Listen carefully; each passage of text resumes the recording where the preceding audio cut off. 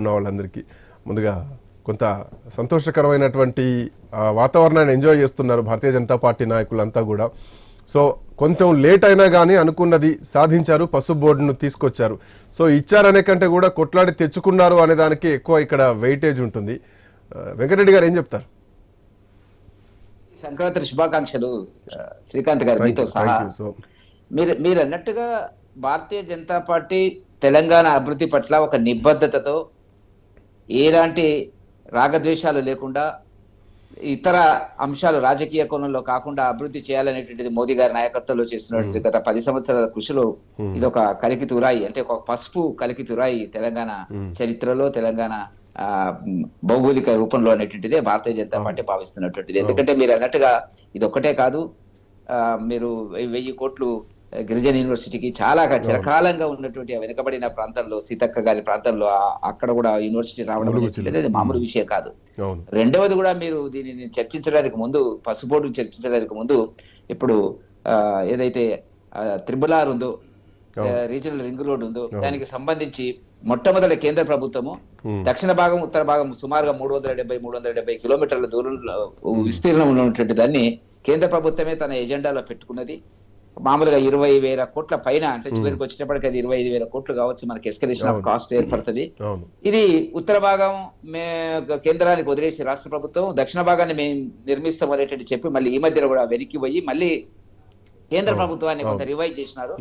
దగ్గర అది 170 కాకుండా 200 కిలోమీటర్లకు దక్షిణ భాగం మీద వస్తున్నటువంటిది. అక్కడ మన రేవంత్ రెడ్డి గారి ప్రాంతం ఆమనగల్లును కూడా కొంత లింకు చేసి దగ్గర తీసుకుపోయేటువంటి ప్రయత్నం, ఏదైనా కూడా మంచిదే నిర్ణయం, ఆ ప్రాంతం కూడా అభివృద్ధి కావాలనేటువంటిది. దాని కింద కూడా కేంద్రం కూడా ఆమోదించడం జరిగింది. దాన్ని వికసిత భారత్ 2047లో కూడా ఇంక్లూడ్ చేయడం జరిగేటటువంటిది. నేను ఈ మాట అదేవిధంగా రామగుండ వేరుల ఫ్యాక్టరీకి సంబంధించినటువంటి కానీ చాలా ప్రాజెక్టులు భారతీయ జనతా పార్టీ కేంద్ర నుంచి వచ్చేటువంటి నిధులు, మామూలుగా వచ్చే నిధులు, జిఎస్టీ నిధులు, కేంద్ర ప్రభుత్వ వాటాలు అవన్నీ పక్కకు పెట్టి, ఇచ్చేటువంటి అప్పులకు అనుమతులు పక్కకు పెట్టి, ఇప్పుడు మనకు కనపడుతున్నటువంటిది మీరన్నట్టుగా, మీ భాషలో మీరన్నట్టుగా 40-45 సంవత్సరాలుగా నిజామాబాద్ ప్రాంతం అనేటువంటిది వ్యవసాయ ప్రాంతం. అది ఎందుకంటే శ్రీకాంత్ గారు ఆర్మూరు ప్రాంతంలో నేను ఒక 9 సంవత్సరాలు, సత్యం గారికి తెలుసు, ఒక 8-9 సంవత్సరాలు అక్కడ నేను పనిచేయడం జరిగింది. ఆ జీవన రైతుల యొక్క సమస్యలు కానీ, రైతు కష్టపడేటువంటి విధానం కానీ, ఇప్పుడు ఎందుకంటే గంగారెడ్డి గారు ఆర్మూర్కు దగ్గర అంకాపూర్ నివాసి ఆయన కాబట్టి, ఆ ప్రాంతంలో కష్టపడి పండించేటువంటి రైతులలో ముఖ్యమైనటువంటి పంట పసుపు పంట,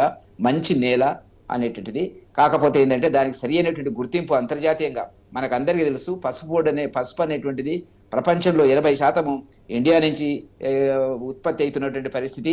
మరి దీనికి సంబంధించి పోరాటాలు జరిగినాయి. మీకు తెలుసు 2019లో లోక్సభ ఎన్నికల లోపల ఒక ఛాలెంజ్ జరిగింది. భారతీయ జనతా పార్టీకి 176 మంది నామినేషన్లు వేయడం జరిగినటువంటిది. ఆనాడు అరవింద్ గారికి పెద్ద సమస్య వచ్చినప్పుడు కూడా దాన్ని ఎట్టి పరిస్థితుల్లో కూడా మేము మాట తప్పమనేటువంటి దాని కింద అక్టోబర్ 1, 2023 మహబూబ్నగర్ మహాసభలో మోదీ గారు ప్రకటించి అక్టోబర్ 3 రోజుల తర్వాత దానికి ఒక గజెట్ నోటిఫికేషన్ వచ్చినటువంటి సందర్భం మనం గమనించాలి. కాబట్టి పసుపు అనేటువంటిది మహారాష్ట్ర, ఎందుకంటే నిజామాబాద్ మహారాష్ట్రకు లింక్ అయి ఉంటది కాబట్టి 2022-23 దేశంలో 3.24 లక్షల హెక్టార్లలో సాగు జరిగితే దాంట్లో ఉత్పత్తి అనేటువంటిది మరి దిగుబడి ఎంత వచ్చిందంటే 11,61,000 ఉత్పత్తి జరిగినటువంటిది. దీంట్లో మహారాష్ట్రలో 2.78 లక్షల టన్నులు, తెలంగాణ 2.32. కాబట్టి తెలంగాణలో కూడా ముఖ్యంగా నిజామాబాద్, కరీంనగర్ ప్రాంతాల్లో దీనికి విశిష్టమైనటువంటి ఉత్పత్తి అనేటువంటిది లభిస్తుంది. ఫారిన్ ఎక్స్చేంజ్ లో కూడా మనం ఎగుమతి చేసినటువంటిది $207.45 మిలియన్ అతి విలువైనటువంటి విదేశీ మార్క ద్రవ్యాన్ని సంపాదిస్తున్నటువంటి పరిస్థితి. కాబట్టి ఒకప్పుడు అమెరికా దీన్ని పేటెంట్ రైట్స్ కింద తీసుకొని వెనక్కిపోవడం జరిగినటువంటిది. ఏది ఏమైనప్పుడు కూడా మోదీ గారు తెలంగాణ ప్రజలకు ఇచ్చినటువంటి ఒక గొప్ప వరం అనేటువంటిది చెప్పాలా. కాబట్టి తెలంగాణ అభివృద్ధిలో మరొకసారి నేను చెప్పదలుచుకుంది ఏంటంటే, చాలా సందర్భాల్లో ఈ మధ్య రేవంత్ రెడ్డి గారు కూడా రాజకీయాలకు అతీతంగా కొన్ని రిప్రజెంటేషన్స్ ఇవ్వడం జరుగుతుంది. అది మంచిది. ఎందుకంటే గతంలో కేసీఆర్ గారు ఆ ప్రభుత్వం వేరు, ఈ ప్రభుత్వం వేరు, మీ డబ్బా మా డబ్బా అనేటువంటి పద్ధతిలో కాకుండా, నేను కేంద్ర రాష్ట్ర ప్రభుత్వాలకు సంబంధించినటువంటి విషయంలో మాట్లాడినప్పుడు రేవంత్ రెడ్డి గారు చాలా చక్కగా రిప్రజెంటేషన్ చేస్తున్నాడు, కలుస్తున్నాడు. ఇప్పుడు రేపు కూడా కేంద్ర మంత్రులు ఇప్పుడు ఆయన ఢిల్లీలో ఉన్నాడు, అందరూ కలుస్తున్నారు. మంచిది. రాజకీయాలు వేరు, తెలంగాణ అభివృద్ధి వేరు.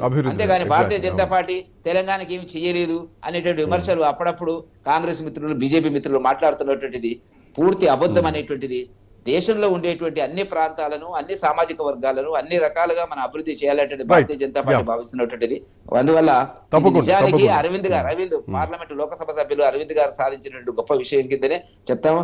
మంచి రైతుకు అక్కడ పంట వ్యవసాయం చేసేటువంటి రైతు, అంకాపూర్లో వ్యవసాయం చేసే గంగారెడ్డి గారికి పదవి ఇవ్వడం కూడా పరిశోధనలు జరుగుతాయి, అంతర్జాతీయ గోడౌన్లు ఏర్పడతాయి, శుద్ధి కర్మాగారాలు ఏర్పడతాయి, మార్కెటింగ్ ఏర్పడుతుంది, డెవలప్మెంట్ జరుగుతుంది.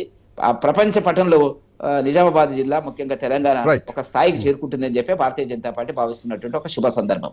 తప్పకుండా వస్తాం, మీ దగ్గరకు వస్తాం, మళ్ళీ వస్తాం. సో పసుపు బోర్డు ద్వారా ఉండేటువంటి ప్రయోజనాలు ఏంటి, రైతులకు కొంత ఆర్థికంగా కలిసి వచ్చేటువంటి అంశం అని చెప్పాలి, వాళ్ళ ఉత్పత్తికి సరైన రేట్లు ఉంటాయి, సరైనటువంటి ఆర్థిక లాభాలు ఉంటాయి.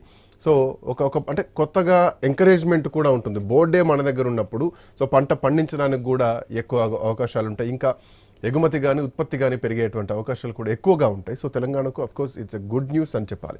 బట్ ఇంకా రావాల్సినటువంటివి కూడా చాలా ఉన్నాయి. లెట్స్ డిస్కస్ చేద్దాం. ఒక చిన్న బ్రేక్ తీసుకుందాం. బ్రేక్ తర్వాత డిబేట్ విల్ బి కంటిన్యూడ్.